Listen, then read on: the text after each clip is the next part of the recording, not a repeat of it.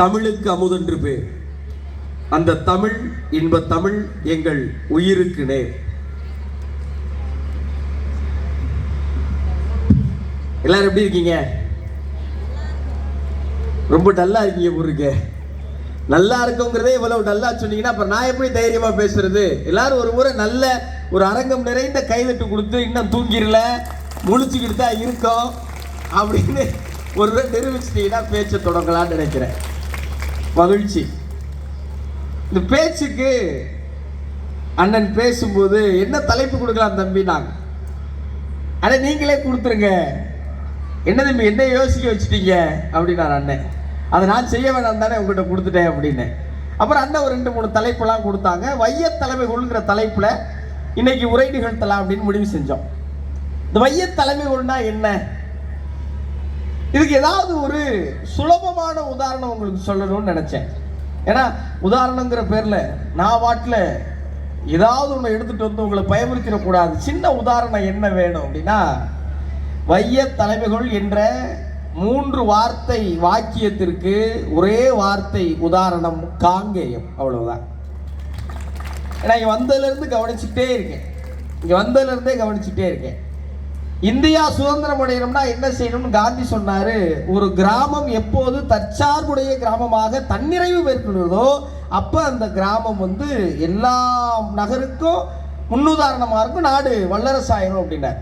காங்கேயம் என்கிற இந்த பெரு ஊர் இங்க இருக்கிற திருப்பூரை சார்ந்ததுன்னு யாரோ எனக்கு பொய் சொல்லி வச்சிருந்திருக்காங்க இவ்வளவு நாளுங்கிற கோபம் இங்க வந்ததுக்கு அப்புறம் வரும். காங்கேயம் என்றால் காளைகள் என்று நினைத்துக் கொண்டிருந்தேன். இந்த நகரத்துக்குள் வந்த பிறகு ஆளைகள் என்று நம்பிக்கொண்டிருந்தேன். இங்கே வந்த பிறகுதான் தெரிகிறது இந்த நகரம் மக்களுக்காக சேவைகள் செய்வதில் தான் சிறந்த நகரம் அப்படின்னு இங்க வந்ததுக்கு அப்புறம் புரியும். முதல்ல நீங்க இந்த ரோட்டரி சார்ந்த பெருமக்களுக்கெல்லாம் ஒரு நல்ல கைதட்டல் கொடுக்கணும். எனக்காக இந்த தலைமுறை பிள்ளைகள்கிட்ட யார்கிட்டையாவது நீங்க போய் அண்ணன் சொன்னாங்க, மறுபடியும் நான் அதை கண்டிப்பா சொல்லணுங்கிறதுக்காக சொல்றேன். போலியோன்னு ஒரு வியாதி இருக்குன்னு சொல்லுங்களேன். யாருக்குமே தெரியாது. அப்படியா? அப்படின்னா என்ன அப்படின்னு கேட்பாங்க இந்த தலைமுறை பிள்ளைகள். ஆனால் என் தலைமுறைக்கு முந்தைய தலைமுறையில அதால் பாதிக்கப்பட்ட பல மாற்றுத்திறனாளிகளை அங்கங்க பார்த்துருக்கோம். போலியோ என்ற ஒரு வியாதி இருக்கிறது என்று இன்று சொன்னால் அது போலியோ என்று ஒரு தலைமுறையே நம்பும் அளவுக்கு உலகம் முழுவதும் பெரிய புரட்சியை செஞ்ச ரோட்டரி உலகம் முழுவதும் பயிற்சி இல்லை. ஒரு சொன்னாங்க 100 கோடிக்கு ஒரு கேன்சர் இன்ஸ்டிடியூட் நடத்துறேன். ஒரு தனி மனிதர் 2 கோடி ரூபாயை கொடுத்துட்டு சாதாரணமாக உட்காந்துருக்காரு. எங்க ஊர்ல ஜாடியில கொடுத்தாலே அவ்வளவு வளப்பறை செய்வாங்க. அவர் கோடியை கொடுத்துட்டு சும்மா உட்காந்துருக்காரு அந்த மனுஷன். மயிலாடுதுறையில் ஒரு ரோட்டரி அமைப்பு போயிருந்தேன். ஒரு செருப்பு தைக்கிற தொழிலாளிக்கு அந்த ரோட்டரி அமைப்பு ஒரு கடை வச்சு கொடுத்துருக்காங்க. இவ்வளவுதான். மரத்தடியில் செருப்பு தைக்கிறார். அவருக்கு ஒரு கூடாரம் வச்சு கொடுத்துருக்காங்க. இதுக்கு கோடியெல்லாம் செலவு கிடையாது, சில ஆயிரங்கள் தான் போகுது. ஆனால் அந்த மனிதர் என்ன செய்யறார் தெரியுமா? அந்த செருப்பு தைக்கிற தொழிலாளி அந்த கூடாரத்துக்கு மேல் இருக்கிற ரோட்டரி அமைப்புடைய லோகோ இருக்குல்ல, தினமும் காலையில் அதுக்கு தீபம் காட்டி பூச்சி விடுறார். ஏன்? அவரை வாழ வைக்கிற சாமி அந்த ரோட்டரி. என்றால் இன்றும் உலகத்தில் மிக முக்கியமான அல்ல, மிக தேவையான நபர்களுக்கு தேவையான அடிப்படை வாழ்வியலை வழங்குகிற இந்த ரோட்டரி அமைப்பு 10 ஆண்டுகளாக இந்த புத்தக திருவிழா நடத்துறதுக்கு நீங்க எல்லாம் பெரிய கைதட்டு கொடுக்கணும். 10 ஆண்டு ஒரு நிகழ்வு எடுத்து நடத்துறது ரொம்ப சுலபம். நீங்க இன்னைக்கு இங்க இருக்கிற யாராவது ஒருத்தர் வீம்புக்காக ஒரு நிகழ்வு எடுத்து நடத்திடலாம். யாரோ ஒருத்தர் ஒரு புத்தக திருவிழா நடத்துறேன்டா அப்படின்னு என்னத்தையாவது பண்ணிடலாம். ஆனா 10 ஆண்டுகளாக அதை தொடர்ந்து நடத்துறது இருக்குல்ல, ரொம்ப ரொம்ப சிரமம். அதை செய்யறதுக்கு ஒரு பெரிய பாராட்டு. இந்த காங்கேயத்தை பத்தி கொஞ்சம் விசாரிக்க ஆரம்பிக்கும் போது இங்க இருக்கிற எத்தனை பேருக்கு இந்த வரலாறு தெரியும் தெரியாது. ரொம்ப சுவாரஸ்யமான ஒரு வரலாறு கேள்விப்பட்டேன். இந்த மண்ணுல கல்லு விளைஞ்சிருக்கு, நெல்லு விளைஞ்சு கேள்விப்பட்டிருப்போம். இங்க கல்லு விளைஞ்சிருக்கு. என்ன கல்லுனா வைரக்கல்லு மாதிரி ஒரு கல் விளைஞ்சிருக்கு. மக்கள்லாம் என்ன செய்ய ஆரம்பிச்சிட்டாங்க? வேலைக்கு போறதெல்லாம் நிறுத்திட்டு காலையில் எழுந்திரிச்சு காடுகளுக்கு போயிடுறாங்க. நம்ம ஊர் வரலாறு வேற, இந்த ஊர் வரலாம் கிடையாது. அங்கே போய் கல்லை புறக்கிட்டு வந்தா மினுமின்னு இருக்கிற கல்லை வாங்குறதுக்கு வெளியூர்ல இருந்து வியாபாரிகள் இங்க காசு கொடுத்து ஆயிரங்களை கொடுத்து அந்த கல்லை வாங்கிட்டு போயிருக்காங்க. அப்படி வைரமா வைடூரியமான அதுக்கு பேர்லாம் தெரியாது, ஆனா விலை மதிப்பு இல்லாத கல். 30-40 ஆண்டுகளுக்கு முன்பாக இந்த காங்கேயம் மண் கல்லால் உயர்ந்த மண். அப்படிப்பட்ட மண்ணை கல்வியால் உயர்த்துவதற்கு செய்கிற இந்த பெருமுயற்சிக்கு என்னுடைய அன்பு நிறைந்த வாழ்த்துகள்.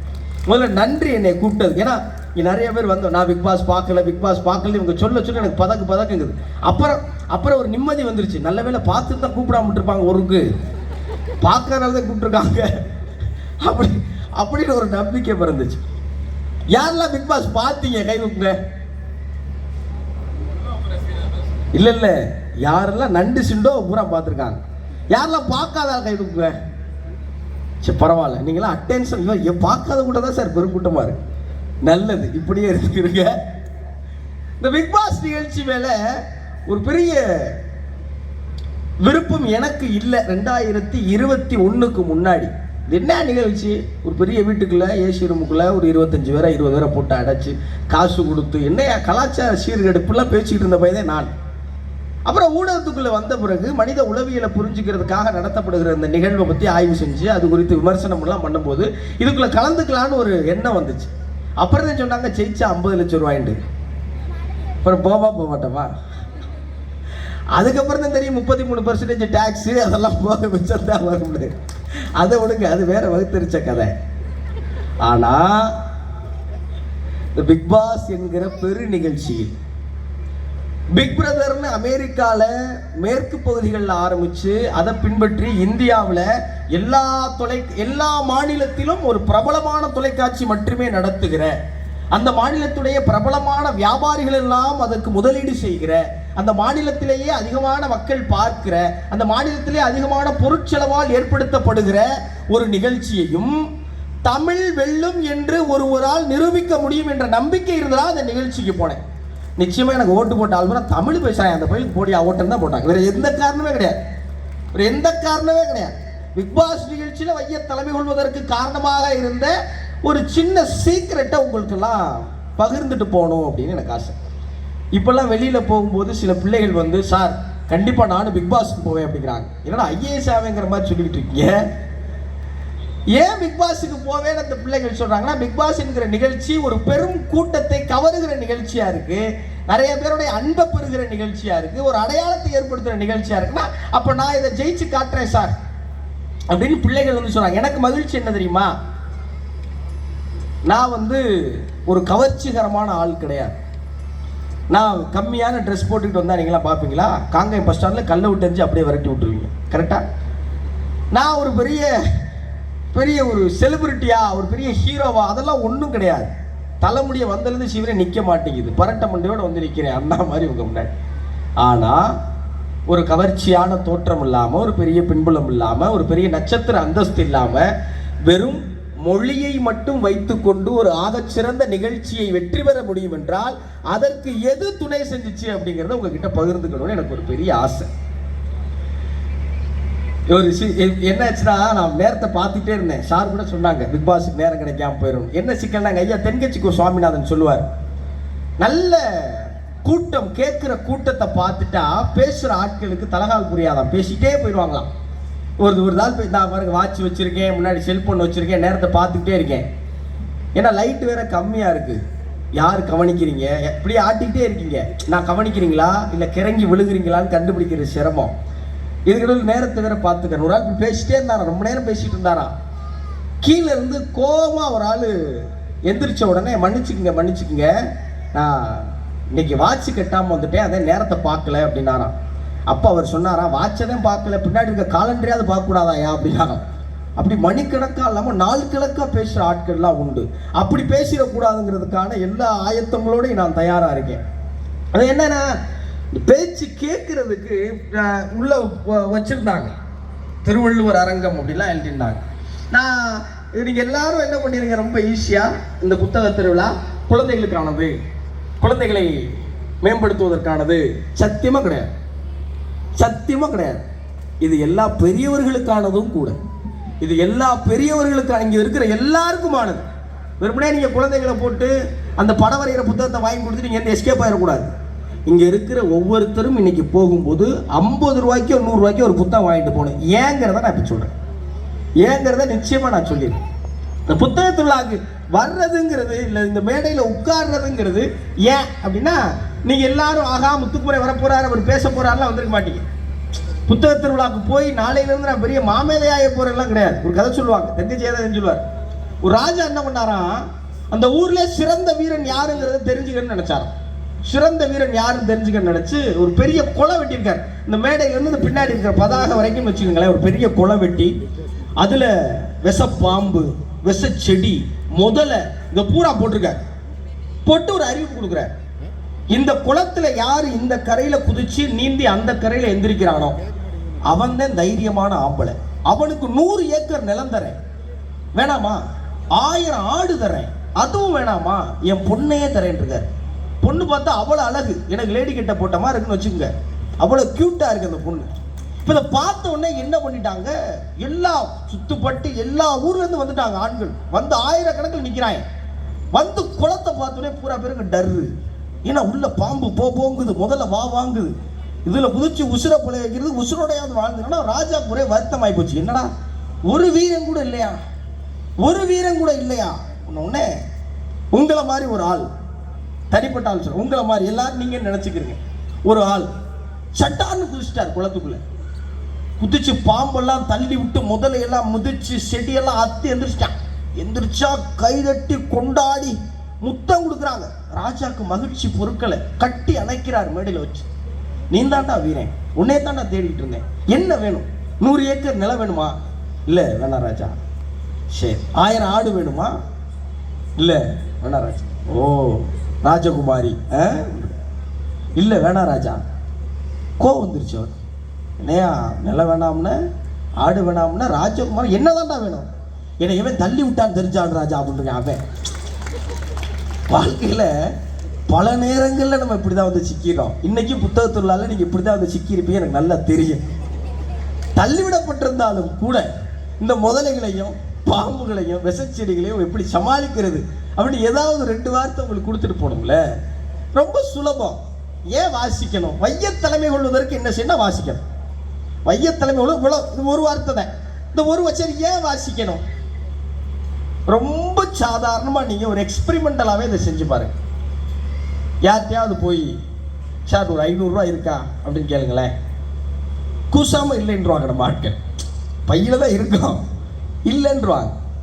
பணம் கேட்டால் பிரச்சனை கிடையாது. சரி பரவாயில்ல சார், உங்களுக்கு ஏதாவது வியாதி இருக்கா அப்படின்னு கேட்பாங்க. இருக்குன்னா இருக்குங்க போகிறா, இல்லைன்னா சார் உங்களுக்கு அறிவு இருக்கான்னு யாரையாவது கேளுங்க. கோவம் வந்துடும். இருக்கு இல்லை ரெண்டாவது கேட்டீங்கன்னா என்ன வரும்? கேட்டீங்கன்னா ஏன்னா என்னைய பார்த்தா உனக்கு அந்த சந்தேகமா வேற இருக்கா அப்படிங்கிற கேள்வி வந்துடும். அப்போ ஒரு மனுஷன்னா அடிப்படையில் என்ன வேணுங்கிறது தேவையா இருக்கு, அறிவு வேணும். இந்த அறிவு எப்படி சார் வரும்? இந்த அறிவு எப்படி வரும்? இது தெரியாம இவ்வளவு நாள வாழ்ந்திருக்கமே தம்பி. அறிவு வாசிச்சா மட்டும்தான் வரும். அறிவு வாசிச்சா ஆமோதிக்கிறவங்க கை தட்டுங்க, ஆமோதிக்கிறவங்க கை தட்டுங்க. ஏன் கல்வியை ஒரு பெரிய புரட்சியா கொண்டு போய் எல்லா இடத்துலையும் சேர்த்தாங்க? ஏன் கல்வியை கொண்டு போய் எல்லா இடத்துலையும் புகுத்துனாங்க? ஏன் கல்வியை கட்டாயப்படுத்துறாங்க? ஏன்னா கல்வி அறிவு இருக்குல்ல, அது கொடுக்கிற தெளிவை வேற எதுவுமே கொடுக்காது. இன்னொன்று நீங்க ரொம்ப முக்கியமா தெரிஞ்சுக்கணும். வந்தோடனே அண்ணன் சொல்லிட்டு இருந்தாங்க, சார் நாங்களாம் சும்மா கல்யாண பத்திரிகையில போட்டுக்கிறதுக்காக டிகிரி படித்தோம், பள்ளி படிப்புக்கும் வாசிப்புக்கும் துளியும் சம்பந்தம் இல்லை. இன்ஜினியரிங் படித்தவங்களாம் படிச்சுக்கிறவங்க யாராவது இருக்கீங்களா? எக்ஸாமுக்கு முந்தின நாள் நைட்டு மட்டும்தான் படிப்பேன் பூரா பேரும். காலேஜ் போகிற ஆள் பூராமே அப்படித்தானே. ஒருவேளை இந்த சிஏ படித்த பொண்ணு வேணா ஒழுங்காக படிச்சிருக்குன்னு நினைக்கிறேன், ஒரே அட்டம்ப்ட்ல பாஸ் ஆகிருக்கு. மற்ற எல்லா பயிலுமே நம்மளாம் இன்னைக்கு 8ஆம் கிளாஸில் நீங்கள் அறிவியலில் படித்த 3வது பாடம் என்னங்கிறது யாருக்கா தெரியுமா?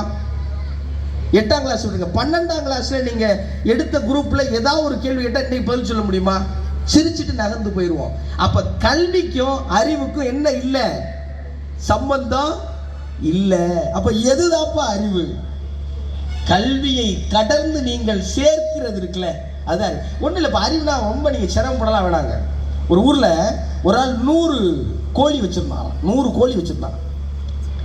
இப்போ ஒரு ஆள் கிளம்பி வந்திருக்கேன், அமெரிக்காவில் போய் ஒரு பிஸ்னஸ் டெவலப்மெண்ட் கோர்ஸ் முடிச்சுட்டு, சார் நான் உங்கள் பிஸ்னஸை டெவலப் பண்ணி காட்டுறேன், என்ன பண்ணணும்? ஒரு ஐடியா சொல்லியிருக்கேன், இந்த இதெல்லாம் பண்ணிங்கன்னா உங்கள் கோழியெல்லாம் பெருகிறோம். இப்போ அந்த ஐடியாவை இம்ப்ளிமெண்ட் பண்ணி பார்த்துருக்கேன். 100 கோழியில் 50 கோழி செத்து போச்சு. ஏடா அது அப்படின்னா உனக்கு என்னடா நீ 100 கோழி வச்சுருந்தேன் 50 கோழி செத்து போச்சு. சார் இந்த ஐடியாவை யூஸ் பண்ணி பாருங்கள், இதை பண்ணிங்கன்னா கண்டிப்பாக 50 500 கூட வாய்ப்பு இருக்குன்னு போயிருக்கான். இப்போ 25 கோழி செத்து போச்சு. இப்போ வெறும் 25 தான் இருக்கு. கோவமாயிட்டார். இங்கே பாரு, நான் பாட்டில் 100 கோழி வச்சுட்டு பேசாமல் இருந்தேன், இப்போ 25 தான் சார், கடைசி ஆப்ஷன் இதை போடுங்க, என்ன ஆகுதுன்னு மட்டும் பாருங்க. 25 செத்து போச்சு. இப்போ கூப்பிட்டுருக்கான், என்னடா 100 கோழி வச்சுட்டு சும்மா இருந்தேன், என்னடா அவன் சொல்லியிருக்கேன் சார் என்கிட்ட ஐடியா இருக்கு, உங்ககிட்ட கோழி இல்லைன்னு இருக்கேன். அவன் அப்போ கோழி செத்ததை பற்றி எனக்கு கவலைப்படலை. இவ்வளவுதான் அறிவு. யாரோ ஒருத்தர் உங்ககிட்ட வந்து சொல்லுகிற ஒரு விஷயம் இருக்குல்ல, அது சரியா தப்பான்னு தெரிஞ்சுக்கிற பகுத்தறிவு தான் மனுஷனுக்கு கடவுள் கொடுத்ததா நம்ம நம்புறது. ஆனா மேம்படுத்திக்க வேண்டியது யாரோட கடமை? யாரோட கடமை? 100% நம்மளோட கடமை. 100% யாரோட கடமை? நம்மளோட கடமை. இப்போ இவங்கெல்லாம் பார்க்குறோம், அவங்கெல்லாம் பெரிய மனிதர்கள்னு சொல்றோம், இவங்களெல்லாம் வாழ்த்துறோம், பாராட்டுறோம். ஏன்? ஏன்னா இப்போ நம்ம போய் அவ்வையை பிடிச்சிருத்தாங்க. அவ்வை சொல்றான், ஜாதி இருக்குன்னு நம்புறாங்க இதுங்க. இப்போல்லாம் யூடியூப்ல போகிற வீடியோவில் சார் கான்ட்ரவர்சியாக பேசுனாதான் ட்ரெண்ட் ஆகுது, நீ ஒன்றும் தப்பாக எடுத்துக்காதீங்க.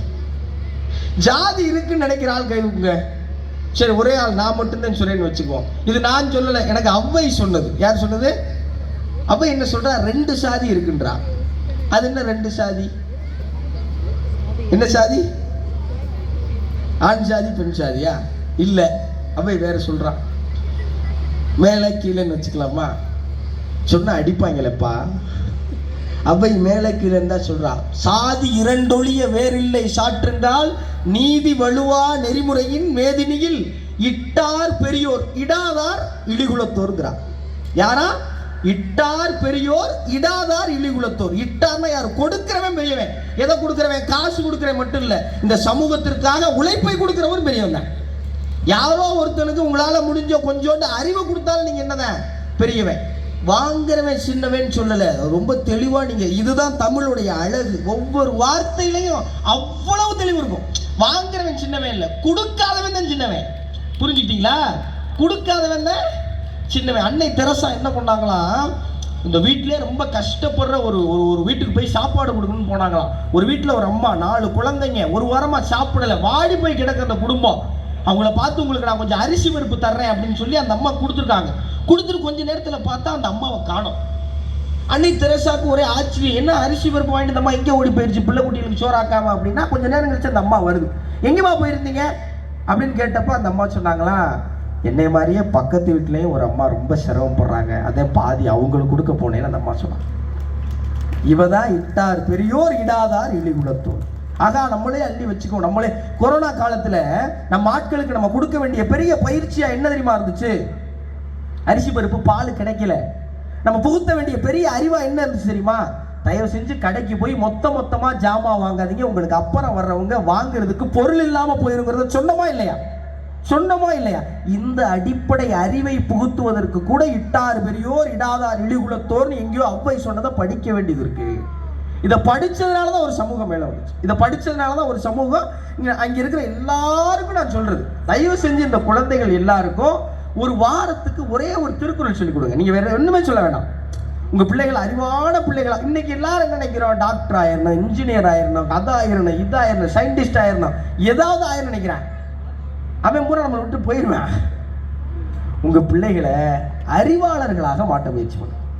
நீங்க அவனை அறிவா மட்டும் ஒன்றும் இல்லைங்க. சென்னையில் நார்த் மெட்ரா நம்ம என்ன நினைக்கிறோம்? நம்ம எல்லா பெற்றோருக்கும் பிள்ளைகள் மேலே என்ன இருக்கு? ஒரு கன்சர்ன் இருக்கு. எப்படியாவது ஒரு வேலைக்கு போய் சம்பாதிச்சு பெரிய ஆள் ஆயிரணும், அவனை ரசிக்கணும், இவ்வளவுதானே. இது கிடந்து வேதாவது இருக்கா? எதுக்கு டாக்டரா, எதுக்கு இன்ஜினியர் ஆகணும்? அவனை போட்டு பாடாப்படுத்தி அந்த டியூஷன் இந்த டியூஷன், இந்த ஊர்லேயே நிறைய மார்க் வாங்குற பள்ளிக்கூடத்தில் சேர் எதுக்கு? வாழ்க்கையில் பெரிய ஆள் ஆயிரணும்யா, அவ்வளோதானே, அவ்வளோதானே. நசிமான்னு ஒரு பொண்ணு, சென்னையில் நார்த் மெட்ராஸ். அவங்க அப்பா ஒரு ஆட்டோ டிரைவர், சாதாரண பொண்ணு. அந்த பொண்ணோட பேஷன் கேரம் போர்டு விளையாடுறது, இவ்வளவுதான். அந்த பொண்ணு என்ன சாதிச்சிருக்குன்னு நினைக்கிறீங்க? தமிழ்நாட்டுடைய விளையாட்டுத்துறை அமைச்சராகவும் துணை முதலமைச்சராகவும் இருக்கிற உதயநிதி ஸ்டாலின் அவர்கள் அந்த பொண்ணுக்கு 1 கோடி ரூபாய் பரிசு கொடுத்துருக்காரு. எவ்வளவு கொடுத்துருக்காரு?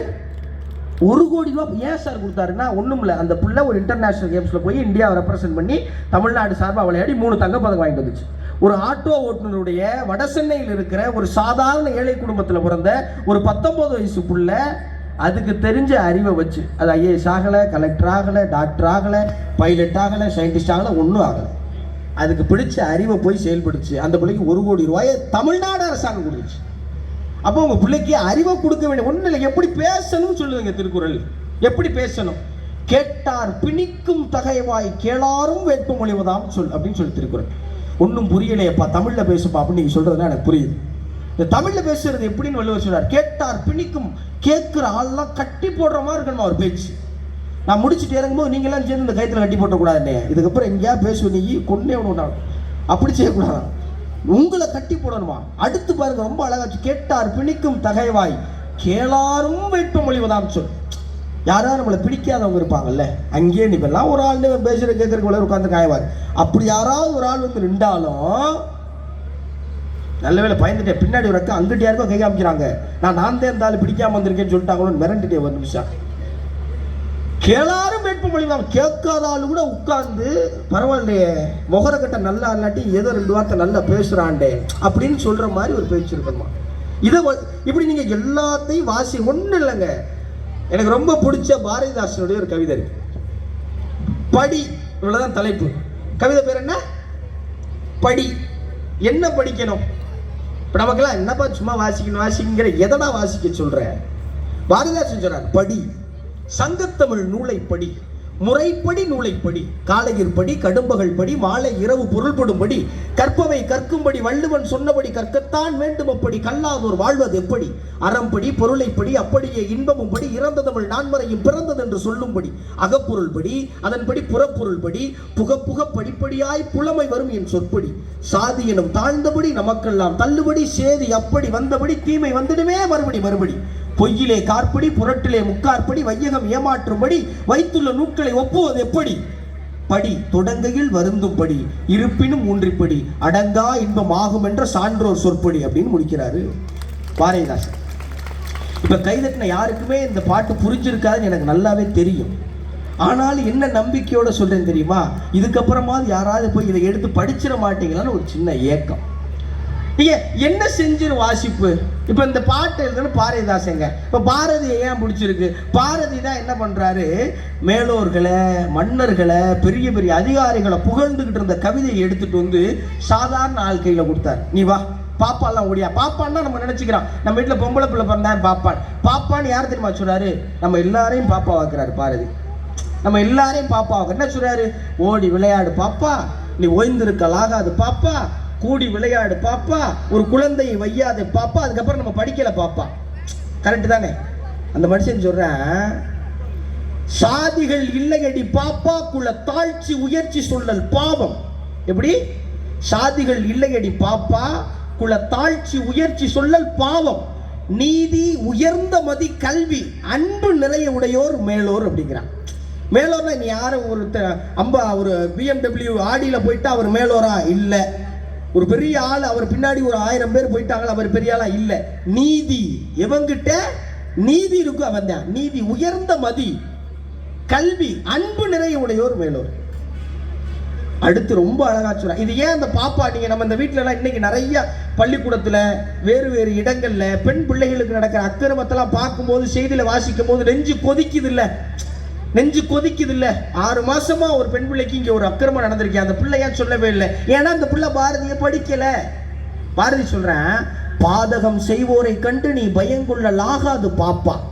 யாரோ ஒருத்தன் தப்பு பண்றான்னு என்ன செய்யக்கூடாது? பயப்படக்கூடாது.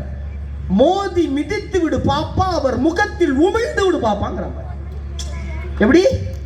மோதி மிதித்து விடு பாப்பா, அவர் முகத்தில் உமிழ்ந்து. உங்க வீட்டில் இருக்க பாப்பா கூட்டியாந்து உட்கார வச்சு, சாதிகள் ஓடி விளையாடு பாப்பா, நீ ஓய்ந்திருக்கலாகாது பாப்பால் ஆரம்பிச்சு, பாதகம் செய்வோரை கண்டு நீ பயங்கொள்ளலாகாது பாப்பா, மோதி மிதித்து விடு பாப்பா, அவர் முகத்தில் உமிழ்ந்து விடு பாப்பா நீங்க சொன்னீங்கன்னா, அந்த பாப்பா கிட்ட எவனுமே தப்பான இருக்க முடியாது. மோதி மிதிச்சுட்டு மூஞ்சில காரி துப்பிட்டு அந்த பிள்ளை வீட்டு வந்து சொல்லுமா சொல்லாத. இதைத்தான் வாசிப்புச்சு. வாசிப்பு உங்களை வெறுமனே மார்க் வாங்க வைக்கிறது இல்ல, உங்களை மனிதனாக மாற்றுவது வாசிப்பு. அது எப்படி மனிதனா மாற்றம்? யாரெல்லாம் சென்னை போயிருப்பீங்க எல்லாரும். வடபள்ளியிலிருந்து அசோக் நகர் வர்ற வழியில ஈக்காட்டு தாங்கெல்லாம் தாண்டினதுக்கு அப்புறம் இடது பக்கம் ஒரு பாதை பிரியும். அங்கே ஒரு சிலை வச்சிருப்பாங்க, ஒரு 8 அடி சிலை. அதுக்கு கீழே நிறைய ஊர்ல சிலைகள்லாம் இருக்கும், ஆனால் யாரும் நமக்கு தெரியாது, ஏன்னா செய்யறவங்கள சரியா செய்யறது இல்லை, அதை விட்டுருங்க. இந்த சிலையில கீழே ஊமை கவிஞர் சுரதான் போட்டிருக்கும். உவமை கவிஞர் சுரதா. சுரதாங்கிற பேர் வித்தியாசமா இருக்குல்ல. சுரதானா என்னன்னா சுப்புரத்தின தாசன். அவர் பேர் என்ன? அவர் பேர் என்ன? சும்மா சொல்லுங்க, அவர் கோச்சிக்க மாட்டார். எல்லாரும் சொல்லுங்களேன், பேர் என்ன?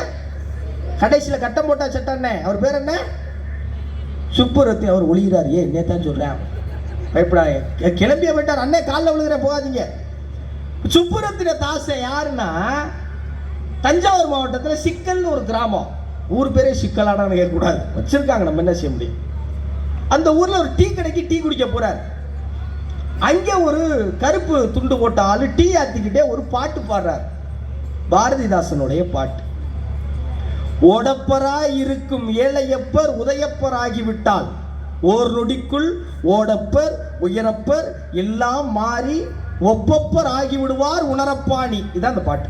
ஓடப்பராய் இருக்கும் ஏழையப்பர் உதயப்பர் ஆகிவிட்டால் ஒரு நொடிக்குள் ஓடப்பர் உயரப்பர் எல்லாம் மாறி ஒப்பப்பர் ஆகிவிடுவார் உணரப்பாணி. ஒன்றும் கிடையாது, ஏழை நினைச்சுக்கிட்டு பயந்து போயிருக்கான்ல, அவன் எல்லாம் ஒன்று தாண்டா நினைச்சு நெஞ்ச நிமித்தி எந்திரிச்சா எல்லாம் சரியா போயிருந்தாங்கிற புரட்சியான பாட்டு அந்த பாரதிதாசனுடைய பாட்டு. இதை கேட்ட உடனே அந்த ஆளுக்கு பாரதிதாசன் மேல பைத்தியம் ஆயிடுச்சு. சிக்கல்ல இருந்து கிளம்பி பாண்டிச்சேரி வந்துட்டார். பாரதிதாசன் கூட பயணிக்க ஆரம்பிச்சார். பாரதிதாசன்ங்கிறது அவர் பேர் கிடையாது. பாரதி மேல கொண்ட பற்றால சுப்புரத்தினம் பாரதிதாசன் மாத்திக்கிட்டார்ல. இப்ப இவர் என்ன பண்ணிட்டாரு, சுப்புரத்தினம் பேர சுப்புரத்தின தாசன் வச்சுக்கிட்டார். அதே சுரதா.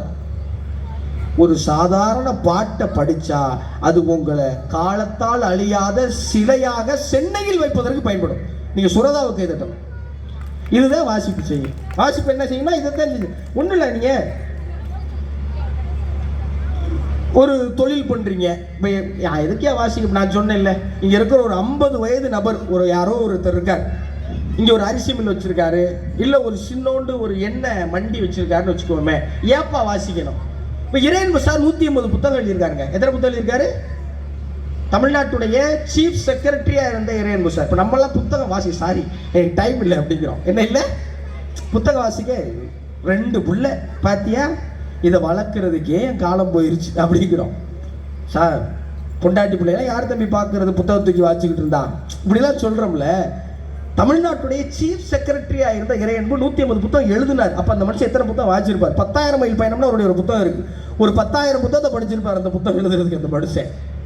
அவர் துரோகச்சுவடுகள்னு ஒரு புத்தகம் எழுதார். என்னது, நமக்கு ரொம்ப பழக்கப்பட்ட வார்த்தை, என்னது, துரோகச்சுவடுகள் அப்படின்னு புத்தகம் எழுதுறாரு. அதுல ஒரு இயேசுநாதர்ல இருந்து ஜூலியஸ் சீசர் வரைக்கும் எல்லாரும் எழுதியிருக்காரு. அதெல்லாம் விட்டுருங்க. அதுல இருக்கிற ஒரு 2 வரி, அந்த 2 வரி இங்க இருக்கிற நிறைய பேர் தொழில் தொடங்கணும்னு நினைக்கிற ஒரு ஆளுக்கு சுருக்குன்னு தைக்கும். அவர் ஒன்னே சொல்லுவார். என்னவா சொல்லுவாரு, இந்த உலகம் முழுவதும் புத்திசாலிகள் இருக்கிறார்கள். எப்படி? இந்த உலகம் முழுவதும் புத்திசாலிகள் இருக்கிறார்கள், ஆனால் விசுவாசிகளைத்தான் விரல் விட்டு எண்ண வேண்டி இருக்கிறது. எப்படி? இந்த உலகம் முழுவதும் புத்திசாலிகள் இருக்கிறார்கள், ஆனால் விசுவாசிகளைத்தான் விரல் விட்டு எண்ண வேண்டியது இருக்கிறது.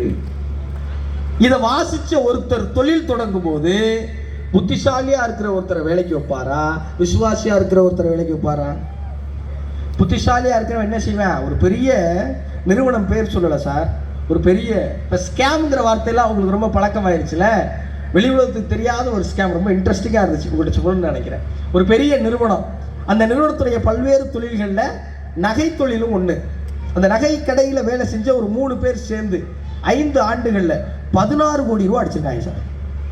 எவ்வளவு நல்ல அமௌண்ட்டாக இருக்குல்ல, 16 கோடி ரூபா. 5 வருஷமா யாருமே கண்டுபிடிக்கவே இல்லைங்க.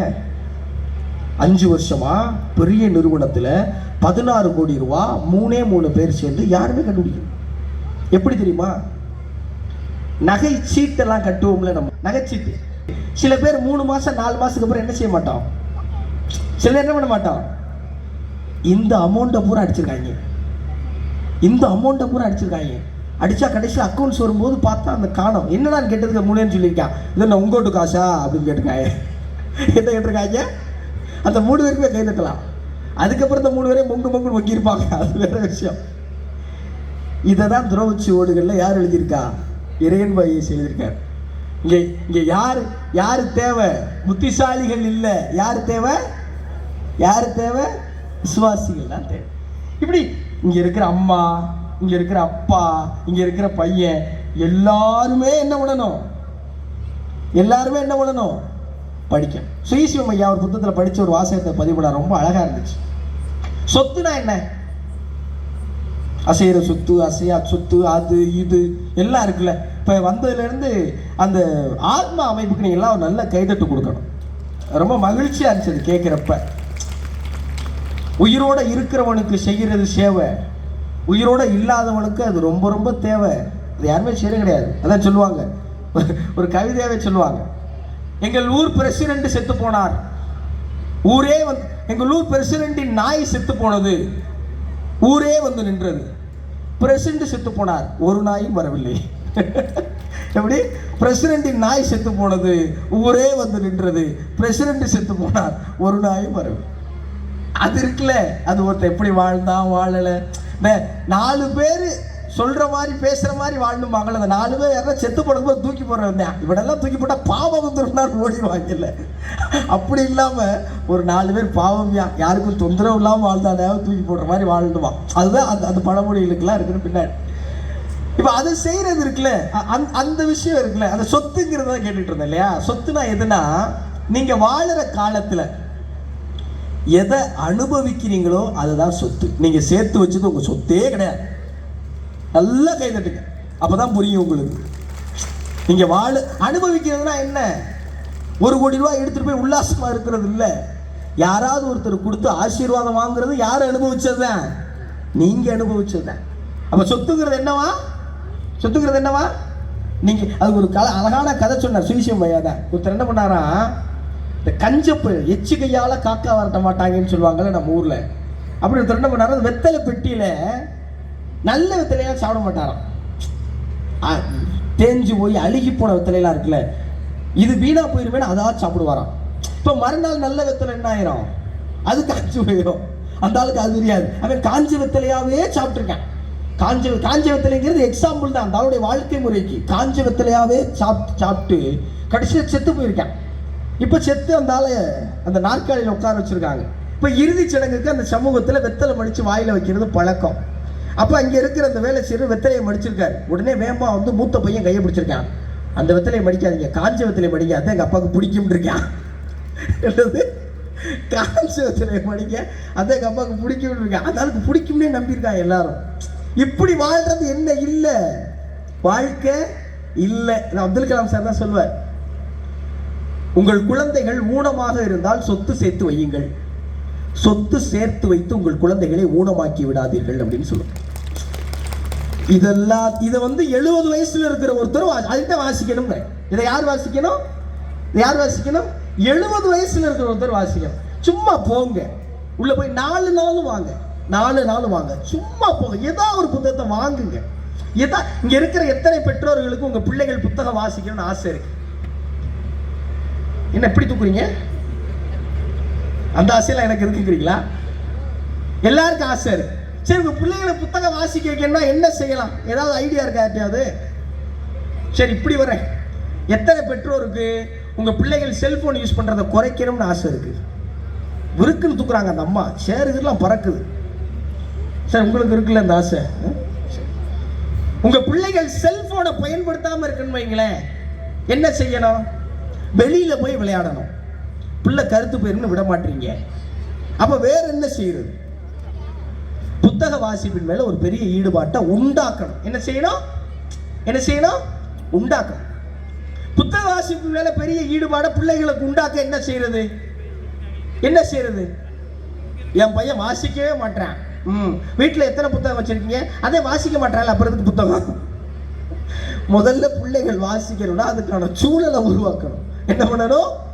என்ன பண்ணணும்? சூழலை உருவாக்கணும். வெளியே கூட்டி போனா 50 ரூபா 100 ரூபாய்க்கு மிட்டாய் வாங்கி கொடுக்குறீங்கல்ல, தயவு செஞ்சு இன்னைக்கு உங்க எல்லாத்தையும் கேட்டுக்கிறேன், யாருடைய பிள்ளை இங்க இருக்கிற பிள்ளை நல்ல பிள்ளையா வளரும்னு ஆசைப்படுறீங்களோ, நீங்க 2 செய்யணும். 1, மாசம் மாசம் ஒரு 100 ரூபா 150 ரூபாய்க்கு ஒரு புத்தகம் வாங்கி கொடுங்க. பெரிய காசா? பெரிய காசா இல்ல. மாசம் மாசம் யாரெல்லாம் ஆமோதிக்கிறீங்க கை தட்டுங்க. யாரெல்லாம் கை தட்டுங்க. அவர் கன்ஃபியூஸ் ஆயிட்டா, கையை தூக்கணுமா தட்டணுமா, இவன் வேற மாத்தி மாத்தி கேட்கிறானே. இனிமே நீங்க எல்லாம் என்ன செய்யணும்? மாசம் மாசம் ஒரு புத்தகம். இது என்ன தெரியுமா பெருமை? உலகம் முழுவதும் இருக்கிற நாடுகள்ல தக்காளியை எரிஞ்சு திருவிழா நடத்துறாங்க, சாப்பாட்டை வீசி திருவிழா நடத்துறாங்க, புதுசு புதுசா திருவிழா நடத்துறாங்க. தமிழ்நாடு மட்டும்தான் புத்தகங்களை கொண்டு திருவிழா நடத்துகிறது. தமிழ்நாடு மட்டும்தான் புத்தகங்களை, உலகத்தில் வேற எந்த நாட்டில் இந்த கலாச்சாரமே கிடையாது. நம்ம எல்லாம் மாறுதட்டி சொல்றோம். ஆனா திருவிழா அன்னைக்கு மட்டும் வந்துட்டு டெல்லியை பழம் வாங்கி சாப்பிட்டு விட்டு போக கூடாது. இந்த உள்ளெல்லாம் ஒரு பாம்பு ஆடிக்கிட்டே இருக்கு. 15 பேருக்கு அங்கேயே நிற்கிறான். அவன் எப்போ போய் புத்தகம் வாங்குறது? பாம்பு நல்லா இருக்குமாப்பில் ஒரு செல்ஃபி எடுத்துக்கலாம். என்னை வேற கூப்பிட்றேன், வாங்கினே பாம்பு கூட செல்ஃபி எடுப்போம். நான் அதுக்காக பஸ்ஸை பிடிச்சி வந்தேன். இப்போ மாசம் நீங்கள் ஒரு புத்தகம் வாங்கணும். அதுக்கப்புறம் நீங்கள் என்ன தெரியுமா செய்யணும்? பிள்ளைகளோட உட்காந்து நீங்கள் வாசிக்கணும். பிள்ளைகளோட உட்காந்து நீங்கள் அந்த மாதிரி சிரிப்பு பொருட்களை நான் வாசிச்சு தயவு செஞ்சு செய்யாதீங்க. இப்போ இதுக்காகத்தான் இவ்வளோ நேரம் உங்களை தயார்படுத்தினேன். துரோகச்சுவடிலிருந்து, ஔவையார்லேருந்து, பாரதியார்லேருந்து, பாரதிதாசன்லேருந்து, உமை கவிஞர் சுரதா வரைக்கும் சொல்லியிருக்கேன். எதுக்கு? நீங்களும் படிக்கணுங்கிற காட்டேன். நான் சத்தியமாக சொல்லுகிறேன், எனது 12-13 அகவையில் என் அம்மா என்னை அருகாமையில் அமர வைத்து புத்தகத்தை வாசித்து காமிக்காவிட்டால் 27வது அகவையில் இந்த மேடையில் நிச்சயமாக நான் இல்லை. வந்தோடனே மோகன் சார் தான் கேட்டாங்க, என்ன வயசு தம்பி உங்களுக்கு அப்படின்னு கேட்டாங்க. நிறைய இடங்கள்ல கல்லூரிகளுக்கெல்லாம் பேச போவோம். நான் என்ன பண்ணுவேன், வெளியில வண்டி நடந்து வருவேன். அங்கிருந்து உள்ள ப்ரொஃபசர்ஸ் அடிக்க வருவாங்க. சீஃப் கெஸ்ட் வர நேரத்தில் யாரா காவலி போய் ஓடவாங்க, அங்கே நான் தாங்க சீஃப் கெஸ்ட். அப்படி உங்களை கன்வின்ஸ் பண்ணுறதுக்கு எனக்கு ரொம்ப நேரம் ஆயிரும். இப்போ ரொம்ப சின்ன வயசுல நான் மேடைகளை பயணிக்க ஆரம்பித்தேன். எதனால? ரொம்ப சின்ன வயசுல எங்கள் அம்மா என்னை உட்கார வச்சு வாசிக்க வச்சதால. எங்கள் அம்மா என்னை நான் வாசிக்க விட மாட்டேன். பிள்ளைங்க வாசிக்க மாட்டாங்க. பிள்ளைங்க வாசிக்காதீங்க, குறையே சொல்லாதீங்க. ஒரு பேரண்ட்ஸ் டீச்சர்ஸ் மீட்டிங்கில் ஒரு பிள்ளை எப்போ பார்த்தாலும் பெருமையாக பேர் வாங்கிக்கிட்டே இருந்துச்சான். நிறையா படித்து கதை சொல்லிக்கிட்டே இருக்குமா. ஒரு அம்மா கேட்டாங்க, எப்படி உங்கள் பிள்ளை மட்டும் நிறையா வாசிக்குது? அவன் பார்க்கும்போது நான் வாசிப்பேன் அப்படின்னாங்களே அந்த அம்மா. நம்ம இன்ஸ்டாகிராம் எடுத்துக்கிட்டு உதடுகளை பிங்காக மாற்றுவது எப்படின்னு ரீல்ஸ் பார்த்துட்டு அவங்ககிட்ட போய் படிடா அப்படின்னு வைங்களேன், அவன் உள்ள இருந்து டம்ளரில் எலுமிச்சம்பழமும் ரோஸ் வாட்டரையும் எடுத்து வந்திருக்கிறேன், சேர்ந்து பிங்காக்குவோமா அப்படிதான் கேட்பேன். நீங்க சர்ம நிவாரணியை பார்த்து அவனை சதா புத்தகத்தை வாசிச்சோம்னா ஒரு பிள்ளை என்ன செய்யாது? சத்தியமா வாசிக்காது. இப்பெல்லாம் நாடகம் கூட கிடையாது, ரீல்ஸ் தான். எந்நேரம் வந்து அதுக்குள்ள நானே பல நேரம் மூழ்கிறேன். நான் உண்மையில ரீல்ஸ்ல இருந்து வெளியே வர என்ன தெரியுமா செஞ்சேன், நான் ரீல்ஸ் போட ஆரம்பிச்சிட்டேன்.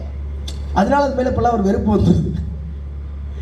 பிள்ளைகளை படிக்க வைக்கணும்னா முதல்ல என்ன செய்யணும்? நீங்க படிக்கணும். மிஸ்கின் தான் ரொம்ப அழகா சொன்னார் இயக்குனர் மிஸ்கின். திருடியாவது புத்தகம் வாங்கினார். எப்படி? திருடியாவது புத்தகம் வாங்கணுமா? திருநா பக்கத்தில் போய் திருடாதீங்க, சும்மா கணவர் சோப்புல இருந்து எடுங்க.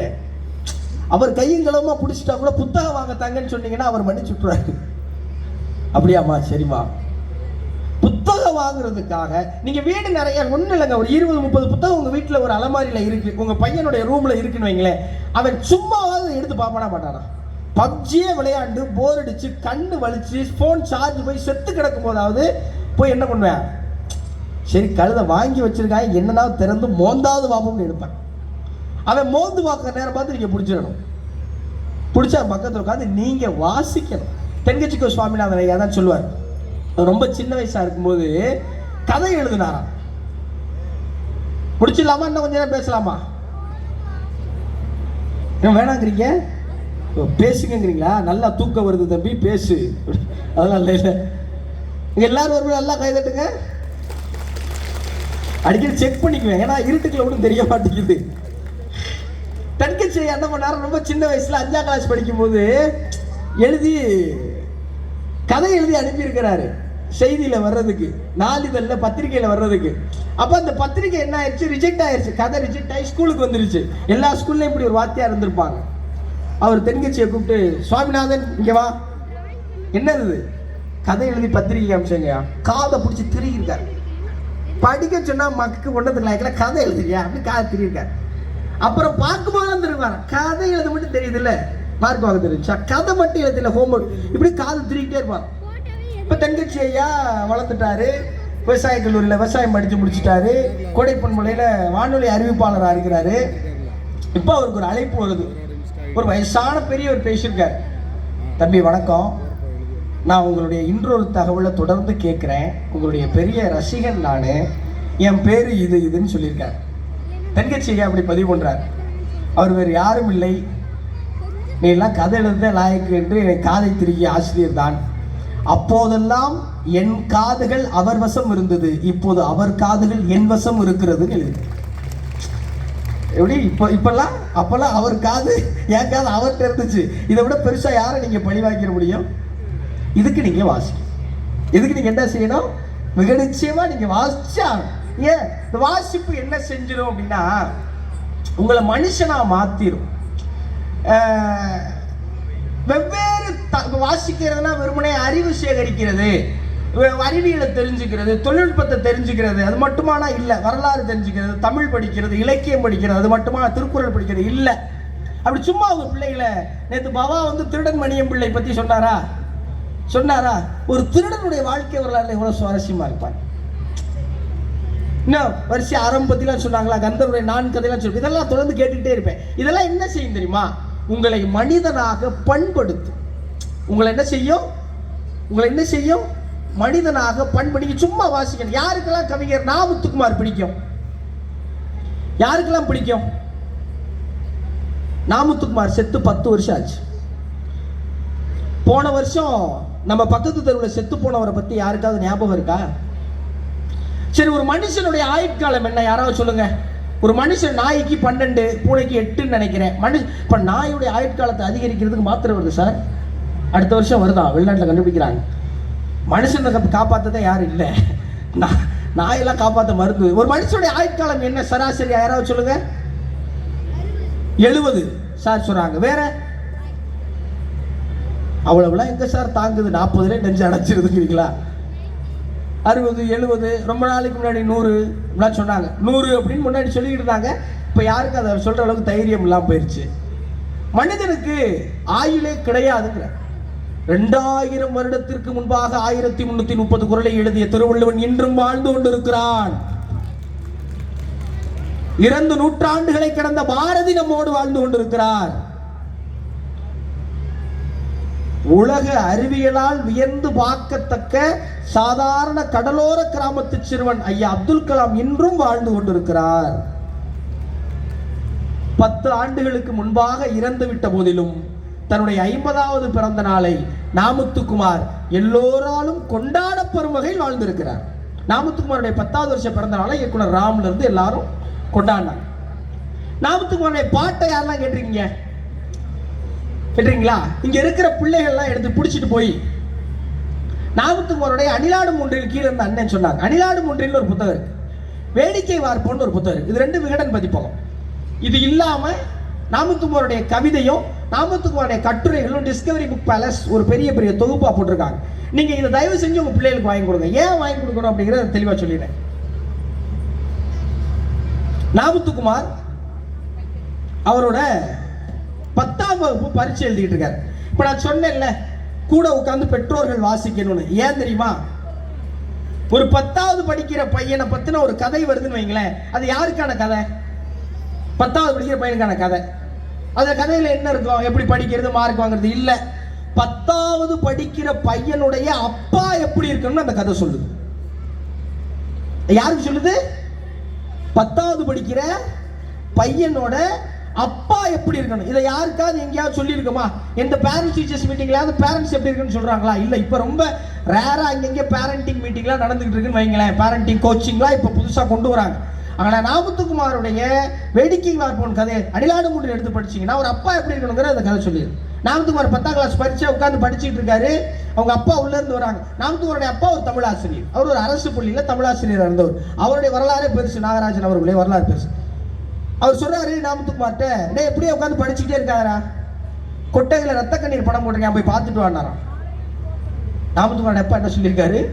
பப்ளிக் எக்ஸாம் எழுத போற ஒரு பையன் கிட்ட வந்து, டேய் இப்படியே உட்காந்து படிச்சுக்கிட்டே இருக்காத, கொட்டையில படம் போட்டிருக்கேன், போய் பார்த்துட்டு வான்னு இருக்காரு.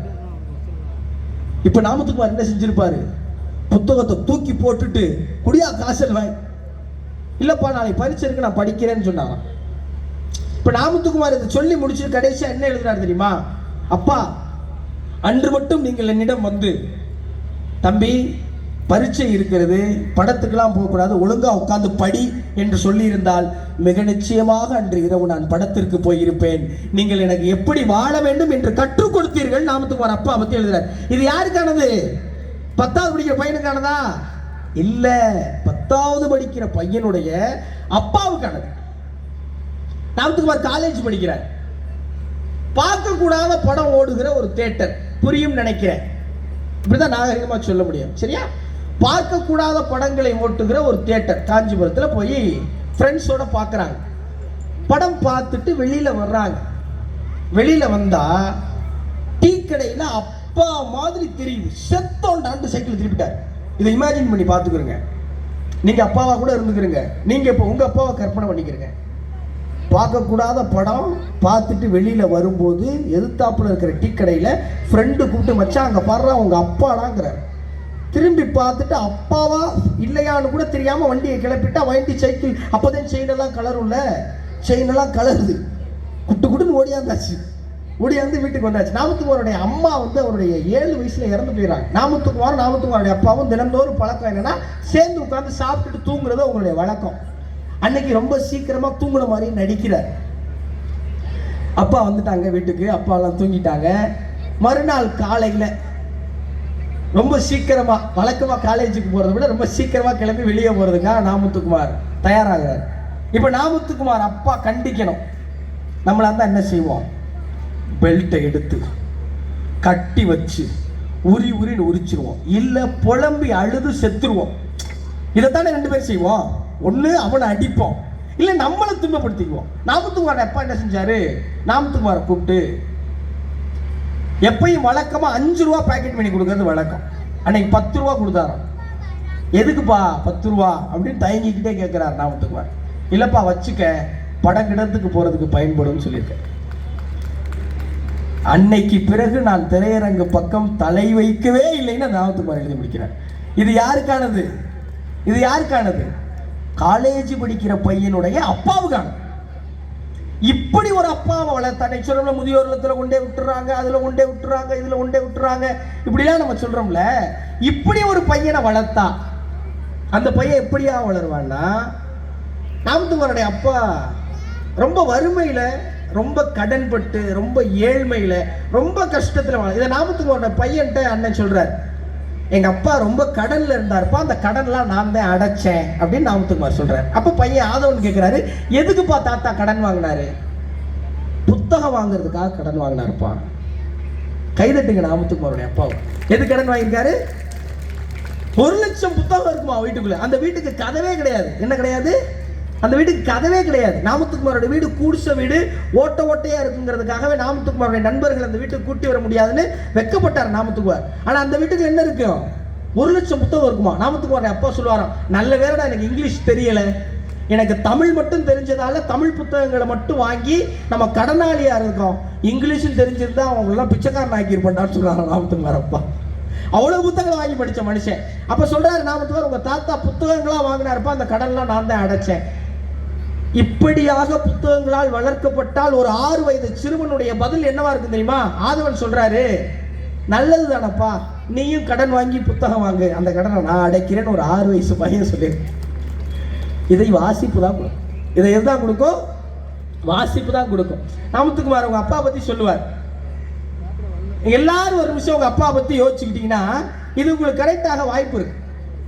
நாமத்துக்குமார் சின்ன வயசுல காஞ்சிபுரத்துல இருந்து மகாபலிபுரம் போகணும்னு நினைக்கிறாங்க. காஞ்சிபுரத்துல இருந்து மகாபலிபுரம் 60 கிலோமீட்டர். எத்தனை கிலோமீட்டர்? 60 கிலோமீட்டர். அப்பெல்லாம் சைக்கிள் தானே, அப்பெல்லாம் எது வாகனமா இது பண்ணிடுறாங்க? சைக்கிள் தான். சைக்கிள் எடுத்துக்கிட்டு போகணும்னு வீட்டில் கேட்கிறாரு. நாமத்துக்குமாருடைய பாட்டிலாம் விடலை. ஆனா அப்பா சரி போடான்ட்டாங்க. அப்பா என்ன சொல்லிட்டாங்க? போடா. நாமத்துக்குமார் சைக்கிள் எடுத்து நண்பர்களோட போயிட்டாரு. போய் கடற்கரையில் நிற்கிறாங்க, பீச் எல்லாம் என்ஜாய் பண்ணிட்டாங்க. என்ஜாய் பண்ணிட்டு திரும்பி பார்த்தா அப்பா நிற்கிறார். திரும்பி பார்த்தா யார் வந்துட்டா? அப்பா வந்து நிற்கிறார். அப்பா என்னப்பா? இல்லடா நீ தனியா வந்துட்ட, மனசு கேட்கல, நானும் வந்துட்டேன் அப்படின்ட்டு அப்பா வந்துட்டேன். திருப்பி மகாபலிபுரத்துலேருந்து காஞ்சிபுரத்துக்கு சைக்கிள் அப்பா ஓட்டுறாரு. நாமத்துக்குமார் பின்னாடி உட்காந்துருக்காரு. யார் சைக்கிள் ஓட்டுறா? அப்பா.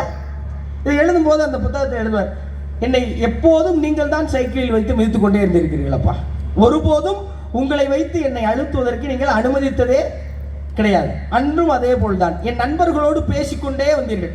எங்கிருந்து? மகாபலிபுரத்திலிருந்து காஞ்சிபுரம் வரைக்கும். இன்னைக்கு நீங்கள் என்னோடு இல்லை, இன்னைக்கு நீங்கள் என்னோடு இல்லை.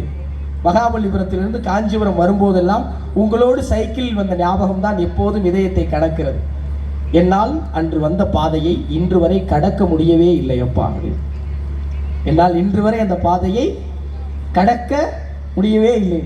இப்படி நிறைய சுவாரஸ்யங்கள் இருக்கு. ஏன் கவிதை நீங்க சும்மா குழந்தைகளை கூட்டி போய் கவிதைகள் படிக்க சொல்லிக் கொடுங்க. சும்மா குட்டி குட்டி குட்டி குட்டி கவிதைகள், குட்டி குட்டி கவிதைகள். நீங்க வைரமுத்துடைய முதலாய் அம்மாவுக்குன்னு ஒரு கதை. இதை ஒரு அம்மாவும் பையனும் சேர்ந்து உட்கார்ந்து வாசிச்சாங்கன்னு வைங்களேன், அந்த அம்மாவுக்கும் பையனுக்குமான இணக்கம் இருக்குல்ல, அது இதுக்கு முன்னாடி பாண்டுன்னு சொன்னா புரியுமா? பாண்ட் இதுக்கு முன்னாடி இருந்ததை விட 100 மடங்கு உயர்ந்தோம். இதுக்கு நான் பொறுப்பு. முதலாய் அம்மாவுக்கு அப்படின்னு சொல்லி அதை எழுதுவார். எழுதவோ படிக்கவோ இயலாத தாய் பற்றி எழுதி என்ன லாபம்னு எழுதாம போனேனோ அப்படின்னு அது தொடங்கி நம்ம எல்லாரும் ரிலேட் பண்ற மாதிரி அம்மாவை பத்தி எழுதுவார்.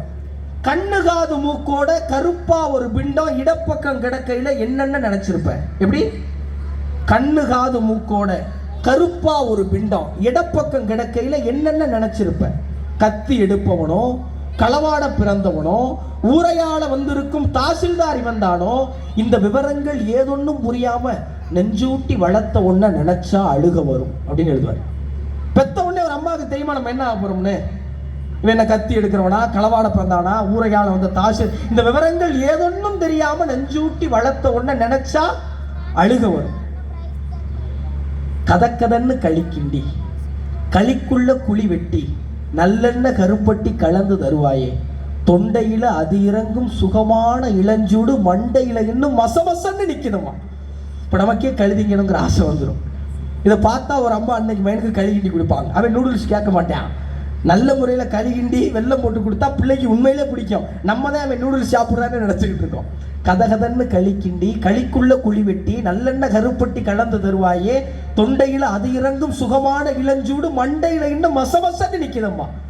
கொத்தமல்லி வறுத்து வச்சு, குறுமிளகா 2 வச்சு, சீரகமும் சிறுமிளகும் சேர்த்து வச்சு அம்மி அரைச்சு நீ கொழன்னு வலிக்கையில அம்பி மணக்கும் அடுத்த திருமணம் மணக்கும். தித்திக்க சமைச்சாலும் திட்டிக்கிட்டே சமைச்சாலும் கத்திரிக்காய் நெய் வடியும், கருவாடு தேன் ஒழுகும், கோழி குழம்பு மேல மிதக்கும் தேங்காய் சில்லுக்கு தேகமெல்லாம் எச்சி ஊறும். யாருக்கெல்லாம் எச்சி ஊறிடுச்சு? எனக்கு ஊறிடுச்சு. இதை ஒரு கவிதை செய்யும். இதை பார்த்து வாசிச்சு முடிக்கும் போது அந்த கவிதையை எப்பெல்லாம் கேட்கிறானோ அப்பெல்லாம் அந்த அம்மாவுக்காக அந்த பையன் அழுவான். அந்த பையன் நினைச்ச அந்த அம்மா அழுவான். எதுக்கு இப்படி பாடா படுத்துறானே இல்லை, நம்ம மேல பாசமா இருக்கிறானுங்க. இதுக்கு நீங்க எல்லாரும் என்ன பண்ணணும்? நிச்சயமா இதுக்கு நீங்க எல்லாரும் என்ன பண்ணணும்? நிச்சயமா வாசிக்கணும். ஒண்ணு இல்லை, நானு இந்த பிள்ளைகளை நீங்க என்கரேஜ் பண்ண வேண்டிய அவசியம் எதுக்கு இருக்குன்னா அவர்களை அறிவாளிகளா மாத்துறது. பிள்ளைகள் அறிவாளிகளா இருக்கிறதுக்கு அவங்கள பள்ளிக்கூடத்தில் கொண்டே விட்டதும் டியூஷன் சென்டர்ல சேர்த்ததும் அந்த காலம். இன்னைக்கு பிள்ளைகள் அறிவாளிகளாகனா என்ன பண்ணணும் தெரியுமா? என்ன பண்ணணும்? பெற்றோர்கள் அறிவாளிகளாக இருக்க வேண்டிய கட்டாயம் வந்துருச்சு. உண்மையா பொய்யா?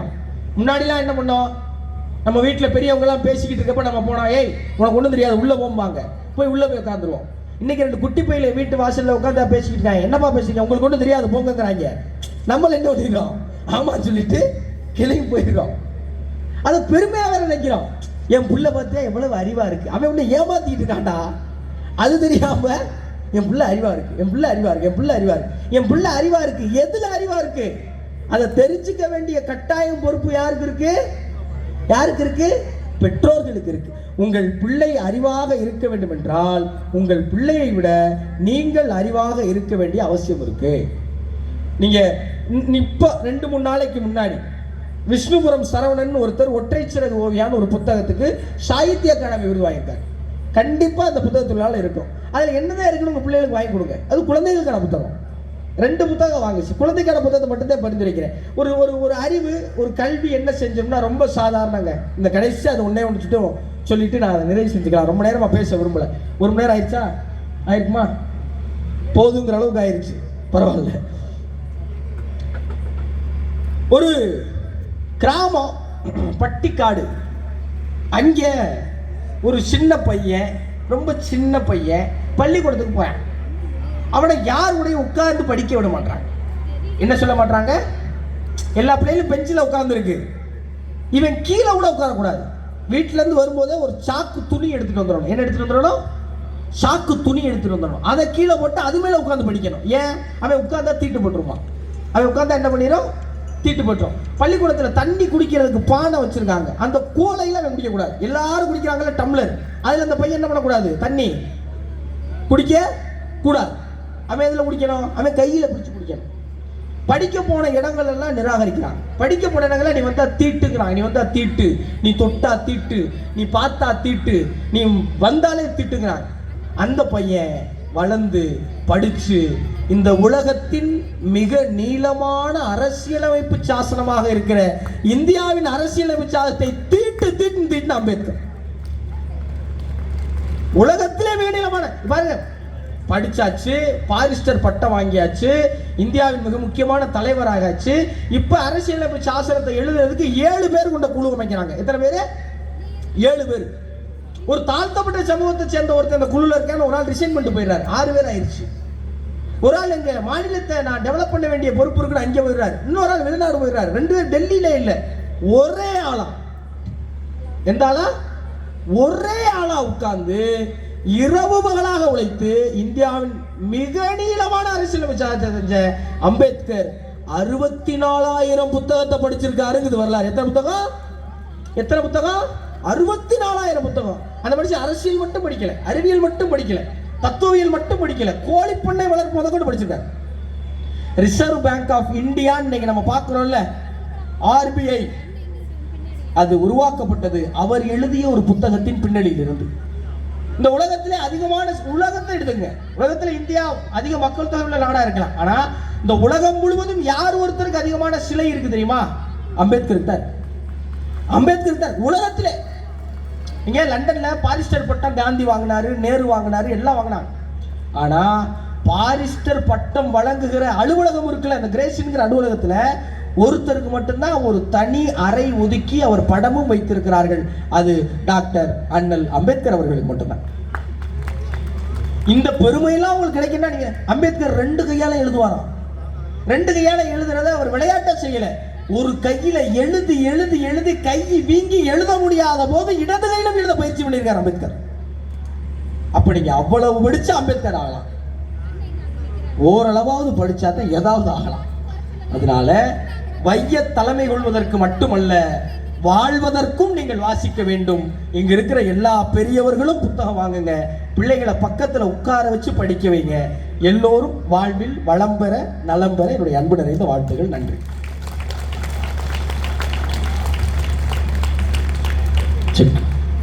ஒரு